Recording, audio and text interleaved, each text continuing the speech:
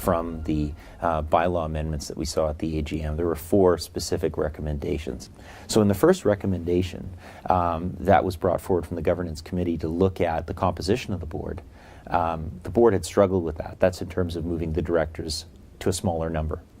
And so the board of directors sent that back to the Governance Committee and said, we're not prepared yet to go forward with that because we're concerned about what was said at those meetings, what we've heard from directors, and we don't want to go back twice and now a third time and not really be sure what the members are thinking. So we went back and said we want a strategy, perhaps we want a survey, we really want to understand what the members are thinking on that going forward. So on the issue of appointment of directors, the board felt that bringing that back to the AGM was something that was fairly non-contentious. So we did vote to put that forward towards the next AGM. We also looked at the electronic voting bylaw change, and we thought definitely that was something that needed to come forward again.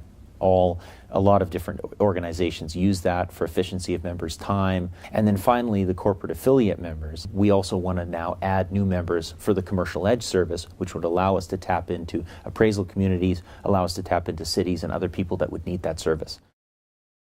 There's a lot of directors that you might be working with for a year and you really don't know their background of the last 15 to 20 years of their careers. What have they done? What skills do they bring to the table? So we want to be more conscious of that. So we're going through a self-assessment. And the Governance Committee, working with the Board Development Committee, are trying to fill some of those gaps. They're filling gaps with educational recommendations. They're filling gaps with trying to understand more of our membership. We're trying to reach out to the members through the Board Development Committee and find out what kind of skills they have. But more than that, it's not just about our board. We're trying to expand the Board Development Committee's mandate to include other organizations that we touch, which includes BCREA, our council, CREA. Into the future, it might be the City of Vancouver's planning committees, where we as realtors can affect other organizations and affect change.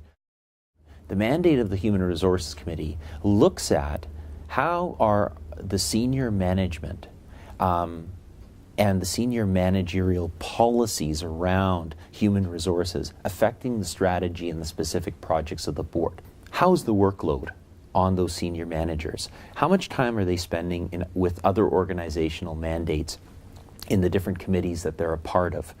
Given the current projects that we have with the CRM project, our single MLS, do our current managers need additional resources that need to be budgeted for next year?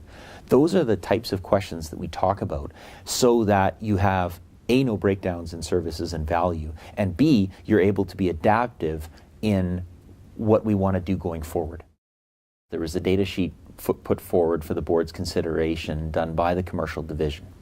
And a part of that addressed the need to change the way that we're dealing with commercial services to make it more adaptive to the actual business of commercial real estate. They came back to us and said, look, it's not possible for us in some areas to follow the rules of cooperation, for example. Specific example would be, in order for us to show a 40-unit apartment building, I need to open up all 40 units every time I show it and give notice to 40 tenants. Well, obviously, that's not practical, but it's also not uncooperative. So we need to look at regional models for commercial services, and we need to involve other boards. We might even need to involve other provinces in order to make it significant and viable. And for that reason, the board is going to undertake that research piece to find out where we're going to go into the future to make it better for commercial practitioners. Can we get, or is there an appetite at the board for outside advisors to be present during our board meetings, but not as directors, and to not have any vote? And I think the biggest reason for that is that when the board considered the question, if we were going to reorganize real estate today, would it be the exact same? And every single board of director, not only at our organization, but others have said, there's no way we would organize it this way. And so the board looked at that and said, indeed, we really need that. Those types of entities that will come in and look at, or hopefully look at the organization and go, why are you doing this? Explain this to me specifically. Why is this a good idea? That would question the things that we've been doing for a long time in order for us to really stand behind it and say, is this a good idea, or we really don't know why we're doing it. We really should be reframing it. not-for-profits are being looked at by CRA in terms of their various revenue centers, MLS, education.